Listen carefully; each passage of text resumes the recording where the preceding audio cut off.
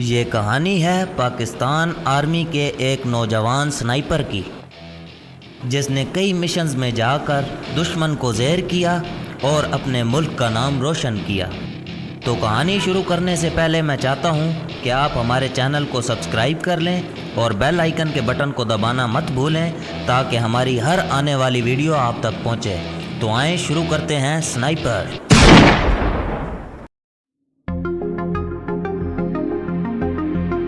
اس دوشاخے پر بیٹھے مجھے 12 گھنٹے ہونے کو تھے۔ میں بس اپنے ہاتھ پاؤں کو محدود حرکت دے کر اپنے اعضاء کو سن ہونے سے بچا سکتا تھا۔ اس سے زیادہ حرکت کرنے کی عیاشی میری قسمت میں نہیں تھی، لیکن یہ سب میرے لیے اتنا زیادہ بھی مشکل نہیں تھا کہ مجھے اپنے فرض سے باز رکھ سکتا۔ دوران ٹریننگ میں 36 گھنٹے اس سے بھی محدود جگہ پر بیٹھ کر گزار چکا ہوں، بلکہ ایک مرتبہ تو مجھے 48 گھنٹے گزارنے پڑ گئے تھے۔ لیکن اس میں بھی شک نہیں کہ ٹریننگ اور حقیقت میں زمین آسمان کا فرق ہوتا ہے۔ ٹریننگ ہوتی ہی غلطیاں سدھارنے کے لیے ہے، جبکہ حقیقت میں غلطی کرنے کا مطلب اپنی جان گنوانا ہوتا ہے۔ خاص کر ایک سنائپر کے لیے غلطی کا تصور ہی محال ہے۔ ہمارے اساتذہ کہا کرتے تھے کہ سنائپر کے پاس فائر کرنے کے لیے صرف ایک گولی ہوتی ہے۔ اگر وہ گولی ہدف کو نہ چھو سکے تو دردناک موت سنائپر کا مقدر بن جاتی ہے۔ میرے پسندیدہ استاد راؤ تصور کا کہنا تھا کہ سنائپر کے پاس فائر کرنے کے لیے 2 گولیاں ہوتی ہیں، پہلی گولی ہدف کے لیے اور اگر وہ خطا ہو جائے تو دوسری گولی اپنے لیے، کیونکہ دشمن کے ہاتھ آنے کا مطلب زندہ درگور ہونا ہوتا ہے۔ البتہ گولی کے نشانے پر لگنے کی صورت میں ایسی افراتفری اور انتشار پھیلتا ہے کہ سنائپر کی طرف لوگوں کا دھیان ہٹ جاتا ہے۔ یوں بھی سنائپر کا ہدف اہم شخصیات ہی کو نشانہ بنانا ہوتا ہے، لیکن عملی زندگی میں آنے کے بعد میں یہ کہنے میں حق بجانب ہوں کہ اس کے برعکس ہونا بھی ممکن ہے، کیونکہ ایک بار ہمارا ایک ساتھی ناکام فائر کرنے کے بعد بھی اپنی جان بچانے میں کامیاب ہو گیا تھا، اور اس کی وجہ اس آئینی ارادہ، بہترین کیموفلاج اور نشانہ بازی میں اعلیٰ درجے کی مہارت تھی۔ وہ اصل ہدف خوش قسمتی سے بچ گیا تھا، مگر اس کے 8-9 محافظ ہمارے سنائپر نے چن کر مار ڈالے تھے۔ مجبوراً دشمن کو سنائپر پکڑنے سے زیادہ اپنی جان بچانے کی فکر ہوئی اور وہ مزید کمک کی تلاش میں میدان چھوڑ کر بھاگ گئے۔ ان کی واپسی تک ہمارا ساتھی وہاں سے غائب ہو چکا تھا۔ در حقیقت ایک سنائپر کو نشانہ بازی میں مہارت کے ساتھ ذہنی طور پر بھی چاق چوبند اور ہوشیار ہونا چاہیے تاکہ حالات کے مطابق بہتر فیصلہ کر سکے۔ اس کے ساتھ اسے چھپنے کی جگہ کا چناؤ کرتے وقت وہاں سے فرار ہونے کے رستوں کو بھی نگاہ میں رکھنا چاہیے کہ کسی بھی ناگہانی صورتحال میں وہاں سے بھاگ کر اپنی جان بچا سکے۔ اس وقت میرے ہاتھ میں آسٹریا کی بنی SSG رائفل تھی، جسے ٹائر سنائپر رائفل کہتے ہیں۔ وہ آج اس سے کئی گنا زیادہ بہترین اور معیاری رائفلیں دستیاب ہیں، مگر اس کا مطلب یہ نہیں کہ اس کی افادیت اچھی رائفلوں کی موجودگی میں کم ہو جائے۔ اس سے 800 گز تک کسی آدمی کو آسانی سے نشانہ بنایا جا سکتا ہے۔ اس کی میگزین میں 5 گولیوں کی گنجائش ہوتی ہے، لیکن ہر بار فائر کرنے کے بعد رائفل دوبارہ کاک کرنی پڑتی ہے۔ اس وقت میں نے جس جگہ کا انتخاب کیا تھا وہاں سے ہدف کا فاصلہ 700 گز بنتا تھا۔ سبز درخت کی مناسبت سے میں نے اپنے لباس کے اوپر سبز رنگ کا گلی سوٹ پہنا ہوا تھا۔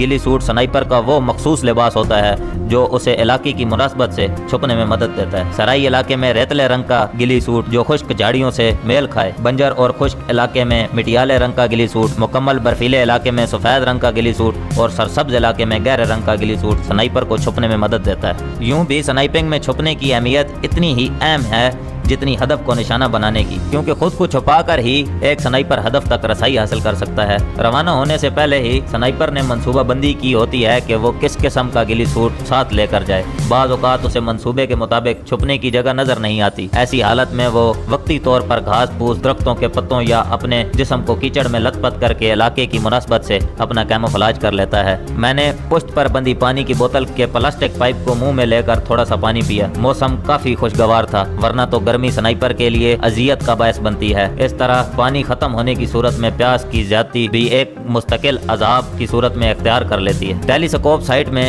جھانک کر میں دائیں بائیں کے علاقے کو دیکھنے لگا۔ اطراف میں چھترے درخت پھیلے ہوئے تھے۔ میرے ہدف نے دائیں جانب سے نمودار ہونا تھا، مگر میں اس سمت کی دور تک نگرانی نہیں کر سکتا تھا کہ میں نے اپنی مچان بنانے کے لیے موڑ کے قریب جگہ کو پسند کیا تھا۔ وہاں سے موڑ تک کا فاصلہ قریباً 2 کلومیٹر بنتا تھا۔ میں نے آنکھ بند کر کے ایک لہجے کے لیے दो शाखे के साथ सर टिका दिया। हल्की सी गनूदगी का एहसास हुआ और मैं सर झटक कर नींद को भगाने लगा। जरा सी नींद भी मुझे तकमीले मकसद से गाफिल कर सकती थी। इब्तिदा ही में हमें जोड़ियों की सूरत में हर काम करना सिखाया गया था, क्योंकि स्नाइपर्स का जोड़ियों की सूरत काम करना निहायत ही मुफीद होता है। इस मिशन में मेरा साथी हवलदार सादिक था, मगर बदकिस्मती से सरहद पार करते हुए उसके पाँव में मोच आ गई थी और मुझे मजबूरन उसे यहाँ से चंद मील पीछे सरहद की जानिब एक महफूज मकाम पर छोड़ना पड़ गया था। वो मुझसे सीनियर था, बल्कि मेरा उस्ताद भी था, और इस मिशन की तकमील की असल जिम्मेदारी उसके कंधों पर थी। पाँव में मोच आने के बाद वो वापसी के हक में था, मगर मैं अकेला जाने पर बाजिद हुआ कि मेरा पहला मिशन था और पहली बार ही मुंह उठा के वापस हो जाने में मुझे सबकी महसूस हो रही थी। उम्मीद थी मेरी वापसी तक उसने चलने के काबिल हो जाना था। मैंने कलाई पर बंदी घड़ी पर निगाह दौड़ाई। घड़ी की सुइयां 6:30 का हिस्सा अबूर कर रही थी। मैं सुबह 5 बजे से पहले दरख्त पर सवार हुआ था। उस वक्त सूरज गरूब होने की मुकम्मल तैयारी कर चुका था। यकीनन मेरे हदफ की आमद अगली सुबह तक के लिए मुलतवी हो गई थी कि इस इलाके में रात की हरकत ना होने के बराबर थी। मैंने आखिरी बार दाएं बाएं देखा और हाथ फैलाकर अंगड़ाई लेने लगा। मजीद चंद मिनट मैंने अपने मुख्तलिफ अज़ा को हरकत देकर सुस्ती को भगाया और फिर समाल पैक से होने हुए चने निकाल कर खाने लगा। चने खाकर मैंने पानी पीने के लिए वाटर पाइप को मुंह लगाया तो 2 घूंट से ज्यादा पानी न मिल सका। मैं आते वक्त एक चश्मा ताड़ आया था, मगर वहां तक जाने के लिए मुझे अंधेरा होने का इंतजार करना था। दुश्मन का इलाका था। मेरी नकलो हरकत किसी की निगाह में आने का मतलब मिशन से हाथ धो बैठना था। अंधेरा होते ही मैं दरख्त से नीचे उतर आया। स्मॉल पैक से अमेरिकन नाइट विजन साइट निकाल कर इसके साथ लगे तस्मों की मदद से साइट आंखों पर बांध ली। साइट ऑन करते ही इसका अंदरूनी पैटर्न रोशन हुआ और मुझे हर तरफ हल्का सब्ज दिखाई देने लगा। अंधेरी रात में वो साइट मुझे 12-13 तारीख के चंद के बाकदर इर्द गिर्द का इलाका रोशन दिखा रही थी। राइफल कंधे से लटका कर मैंने पिस्टल हाथ में पकड़ लिया, क्योंकि स्नाइपर राइफल से तेजी से फायर करना मुमकिन नहीं होता। हर स्नाइपर अपने साथ स्नाइपर राइफल के अलावा कोई अच्छी साख्त का पिस्टल जरूर रखता है, ताकि बावक्त जरूरत उसे काम में ला सके। पिस्टल की नाल पर सलेंसर फिट था। 30 राउंड की लंबी मैगजीन लगाकर ग्लॉक 19 किसी भी तरह कलाशनकोफ से कम मुफीद नहीं था। एक स्नाइपर को स्नाइपर राइफल के साथ पिस्तौल के इस्तेमाल में भी महारत हासिल करना जरूरी होता है, और बिलाशुबा मैं पिस्तौल के इस्तेमाल में खसूसी महारत रखता था। चश्मे की तरफ कदम बढ़ाने से पहले मैंने फ्री तकाजा पूरा किया और फिर चश्मे की तरफ बढ़ गया। वो पहाड़ी इलाका था। जुलाई के महीने में भी मौसम अच्छा खासा सर्द था। दिन की रोशनी में दूर नजर आने वाली ऊंची चोटियों पर बर्फ की सफेदी देखी जा सकती थी। गो दिन को सूरज की तमाज़त माहौल को काफी हद तक गर्मा देती थी, मगर यह हदत भी खुशगवार असर लिए हुए होती थी। चश्मा मचान से करीबन 1.5 किलोमीटर दूर था। इस करीबन 1.5 किलोमीटर में 25-30 गज की कमी बेशी हो सकती है, इससे ज्यादा नहीं, क्योंकि एक स्नाइपर के लिए फासलों का अंदाजा लगाना बेकार का मशगला नहीं, ट्रेनिंग का हिस्सा होता है, जो बाद को अमली जिंदगी में काम आता है। इतराफ का जायजा लेते हुए मैं नॉर्मल रफ्तार से चश्मे की तरफ बढ़ता गया। जंगली जानवरों से मुठभेड़ होने का खतरा न होने के बराबर था। वो इस इलाके में कभी कभार रीछ और शेर नजर आ जाते हैं, मगर ऐसा वाकया हाल ही पेश आता है। अलबत्ता वहाँ लूमड़ कसीर तादाद में मौजूद हैं। दुश्मन के गश्ती दस्ते भी क्योंकि पहले से मौजूद रस्तों पर गश्त करते रहते थे, इसलिए इनकी तरफ से भी मैं बेफिक्र था। लेकिन किसी भी किस्म की अनहोनी, अचानक सर पर पड़ने वाली मुसीबत का गुमान, इसके साथ रात का अंधेरा, अनजान इलाका, दुश्मन की सरजमीन और तकमीले मकसद से पहले किसी हादसे का खतरा और इस जैसे कई एक एहसासात बहरहाल मेरे दिल में आ रहे थे। हल्की हल्की हवा चलना शुरू हो गई थी। यह हवा सर्दी बढ़ाने का सबब बनती है, क्योंकि यह बर्फीली चोटियों से घूम फिर कर यहाँ तक पहुँचती है। चश्मे के करीब पहुँचकर मैं बैठ गया और हाथों का ओक बनाकर पानी पीने लगा। निहायत ही ठंडा और शीरीं पानी था। खूब सैर होने के बाद मैंने समाल पैक से प्लास्टिक की बोतल निकाली और भरने लगा। बोतल भरकर मैंने समाल पैक में रखी और वापस चल पड़ा। लेकिन वापस चलने से पहले मैंने कुतबी सितारे को देखकर सिमत का तयन जरूरी समझा। वो मेरे पास कंपास भी मौजूद था, लेकिन आसमान साफ होने की वजह से इसकी जरूरत मुझे महसूस नहीं हुई थी। एक स्नाइपर के जरूरी सामान में कंपास, दूरबीन, नाइट विजन साइट, नक्शा, चाकू, रस्सी, विंड मीटर, टार्च, लाइटर या माचिस और वायर कटर वगैरह की मौजूदगी निहायत जरूरी है। वापस जाते हुए मेरे जहन में अपने सीनियर की हिदायत उजागर हुई, जो इसने मिशन पर रवाना होने से पहले हमें दी थी। 28 या 29 जुलाई को इस इलाके में ब्रिगेडियर प्रकाश की आमद मुतवक्के है। इसने दीवार पर टंगे बड़े से नक्शे पर सब्ज रंग के लेजर पॉइंट की रोशनी से एक मखसूस जगह की निशानदेही की, और यह वही बदबख्त है जिसके हुक्म से इस सरहद पट्टी पर आए रोज गोलाबारी जारी रहती है। इसने मखसूस रास्ते की निशानदेही के साथ नक्शे के साथ लटकी एक बड़ी सी तस्वीर पर लेजर पॉइंटर की रोशनी डाली। وہ تصویر بریگیڈیئر پرکاش کی تھی۔ ہمارے سینئر کی گفتگو جاری رہی۔ سرحد کے سکون کو تاؤ بالا کر دیا ہے حبیس نے۔ وہ اس بے مقصد گولہ باری سے سرحدی علاقے کے مظلوم شہری ہی بے سکون رہتے ہیں، بلکہ کئی ایک کے زخمی اور جاں بحق ہونے کی خبریں بھی تواتر سے ملتی رہتی ہیں۔ اس لیے ایسے شرپسند جو امن معاہدے کو خاطر میں لائے بغیر اپنی کارروائیاں جاری رکھیں، زندہ رہنے کا حق کھو دیتے ہیں۔ یہ ایسا خبیث شخص ہے کہ اس کی اپنی سپاہ اس سے سخت نالاں ہیں۔ اسے یہاں تعینات ہوئے 4 ماہ ہونے کو ہیں، اور ان 4 ماہ میں شاید ہی کوئی دن ایسا گزرا ہو جب اس کے حکم سے دشمن کی توپیں خاموش ہوئی ہوں۔ اب ہمیں کسی ذرائع سے خبر ملی ہے کہ یہ اگلے مورچوں کے معائنے کے لیے ان 2 تاریخوں میں آنے والا ہے۔ یقیناً اس بدبخت نے کوئی نئی شرارت سوچنی ہوگی۔ ہم اس کی شرارتوں سے خوف زدہ نہیں، لیکن شرارت کرنے والے کا سدباب اگر ممکن ہو تو سستی نہیں کرنی چاہیے۔ اور صادق، آپ سینئر ہیں، اس سے پہلے بھی کئی بار سرحد پار جا کر کامیابی سے ہمکنار ہو چکے ہیں، جبکہ راجہ ذیشان حیدر پہلی مرتبہ کسی مشن پر جا رہا ہے۔ اسے اچھی طرح سمجھانا تاکہ آئندہ یہ بھی آپ کی طرح ایک اچھے سنائپر کے طور پر سامنے آ سکے۔ یوں بھی یہ آپ کا ہونہار شاگرد ہے، اور ذیشان، آپ خوش قسمت ہیں کہ پہلا مشن اپنے استاد کی زیر نگرانی پورا کرو گے۔ اب وہ سینئر تجربہ کار سنائپر اور میرا استاد، جس کے سر پر تکمیل مشن کا بوجھ تھا، یہاں سے قریباً 5 کلومیٹر دور بے بسی کی حالت میں پڑا تھا، اور مشن کی ساری ذمہ داری ایک نوجوان آموز سنائپر یعنی مجھ پر آن پڑی تھی۔ وہ زخمی ہونے کے بعد استاد صادق نے مشن کو ادھورا چھوڑ کر واپس جانے کا مشورہ دیا تھا، مگر میرے اصرار پر اسے ضروری ہدایات اور نیک خواہشات کے ساتھ مجھے رخصت کرنا پڑا۔ وہ 2 گھنٹے تک مجھے سمجھاتا رہا تھا، اور حقیقی بات ہے مجھے اپنی ساری ٹریننگ سے استاد صادق کی آخری ہدایات زیادہ مؤثر لگی تھیں، کیونکہ یہ ہدایات عملی زندگی کی عین ابتدا تھیں۔ درخت کے قریب پہنچ کر میں آگے نکلتا چلا گیا۔ جس جگہ ہدف کو نشانہ بنانا تھا وہ ایک ایسی جگہ تھی جہاں قدرتی طور پر 1-2 پتھر ابھرے ہوئے تھے۔ اس راستے سے گزرنے والی گاڑیوں کے لیے ایک قدرتی سپیڈ بریکر سا بن گیا تھا۔ اس جگہ سے 50-60 گز مخالف سمت میں ایک جگہ میں نے IED 2 پتھروں کے درمیان زمین میں اس طرح دبائی ہوئی تھی کہ درخت پر بیٹھ کر اسے نشانہ بنا سکوں، اور اس مقصد کا ہدف کو نشانہ بنانے کے بعد بریگیڈیئر پرکاش کے محافظوں کو وقتی طور پر خوف زدہ کرنا اور ان کی توجہ کو کسی اور جانب پھیرنا تھا۔ اور حقیقت میں ہدف کو نشانہ بنانے کے بعد اس IED کو ہٹ کرنا ناممکن نہیں تو بہت زیادہ مشکل ضرور تھا۔ اور ایک سنائپر کی اصل پہچان یہی ہوتی ہے کہ اسے ہمیشہ اپنے نشانے پر اعتماد ہوتا ہے۔ آج 28 جولائی کا دن گزر گیا تھا، اور کل بریگیڈیئر پرکاش کی آمد یقینی تھی۔ میں نے دیکھ بھال اور خوب سوچ سمجھ کر دشمن کی آمد کی سمت سے بائیں جانب ایک درخت پر عارضی مچان بنائی تھی۔ بائیں سمت جگہ چننے میں ایک تو یہ فائدہ تھا کہ بریگیڈیئر پرکاش نے ڈرائیور کے ساتھ فرنٹ سیٹ پر بیٹھا ہونا تھا، اور اس لیے لامحالہ اس نے بائیں سائیڈ پر ہونا تھا۔ دوسرا، مجھے فرار کے لیے بھی یہی سمت مطلوب تھی۔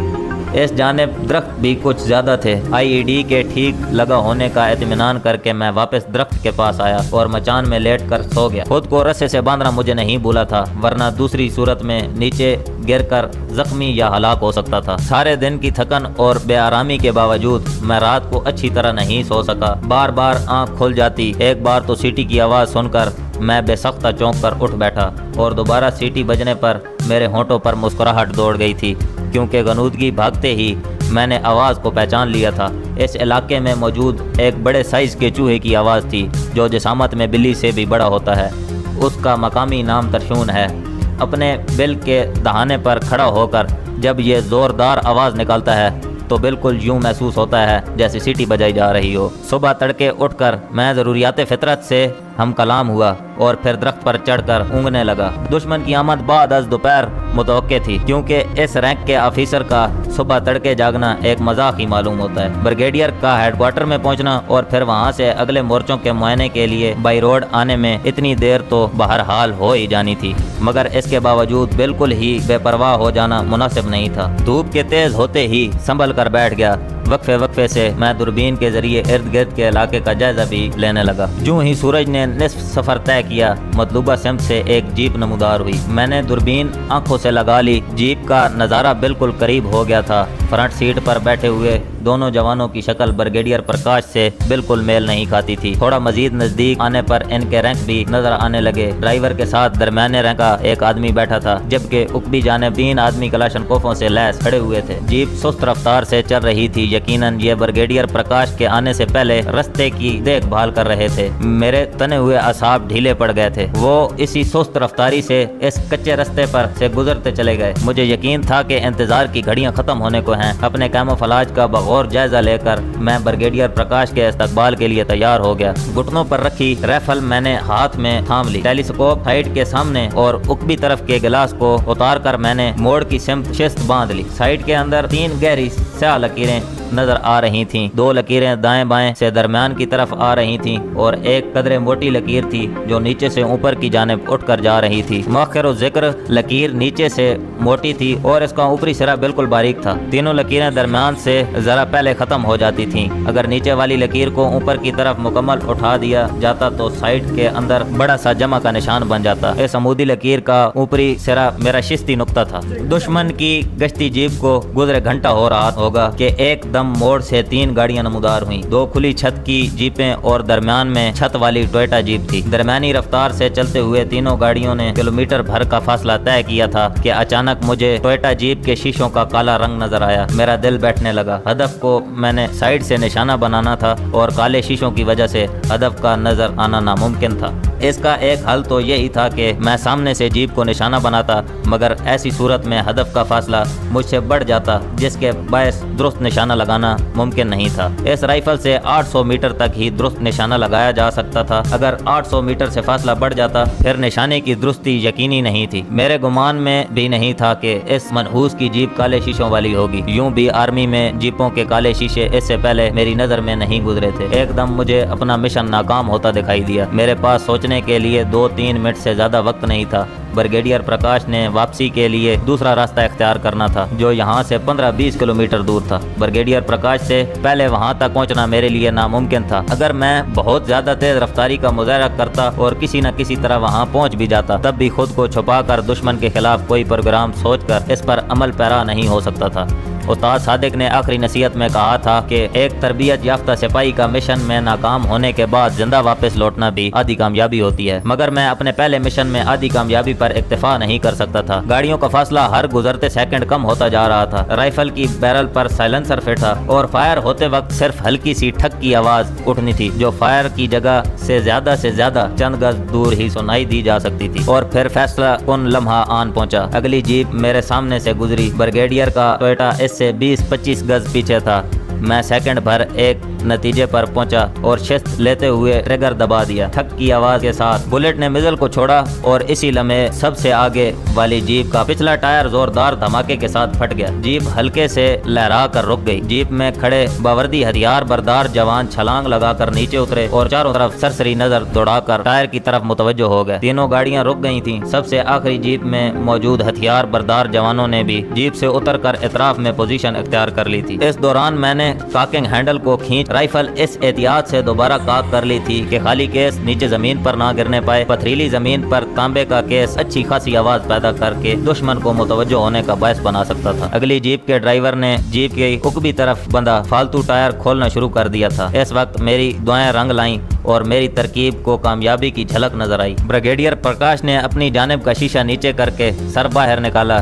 شاید وہ اگلی جیپ والوں کو کوئی ہدایت دینے والا تھا یا خالی ایک نظر ہی باہر دیکھنا چاہتا تھا۔ مجھے اس کے ارادے سے کوئی غرض نہیں تھی۔ شیشے کے نیچے ہوتے ہی میری انگلی نے ایک جھٹکے سے ٹریگر کی آزادانہ حرکت کو پورا کرتے ہوئے مکمل ٹریگر دبا دیا۔ سر میں لگنے والی گولی چیخنے کا موقع نہیں دیا کرتی۔ طاقتور بلٹ نے اس کا آدھا سر اڑا دیا تھا۔ ڈرائیور بلند آواز سے چیخا اور جیپ کا دروازہ کھول کر باہر نکلا۔ باقی سب بھی اس طرف متوجہ ہو گئے تھے۔ میں نے ان سے نظر ہٹا کر ایک بار پھر رائفل کی اور IED کی جگہ پر شست باندھ کر تیسری گولی فائر کر دی۔ کان پھاڑ دینے والا دھماکہ ہوا۔ اسی وقت تمام ہتھیار برداروں نے اچانک فائر کھول دیا تھا۔ کلاشنکوفوں کے فائر کی تڑاہٹ سے ماحول گونج اٹھا تھا کیونکہ کسی کو ابھی تک میرے چھپنے کی جگہ کے بارے میں معلوم نہیں ہوا تھا، اس لیے وہ چاروں طرف گولیاں برسا رہے تھے۔ جیپ کی اوپری نشست کھول کر 2 آفیسر باہر آئے اور تمام کو اندھا دھند فائر کرنے سے منع کرنے لگے۔ یقیناً بریگیڈیئر پرکاش کے بعد وہی دونوں سینئر تھے۔ ہمارے استاد صوبیدار راؤ تصور کہا کرتے تھے، کسی بھی فوجی دستے کو اگر سراسیمہ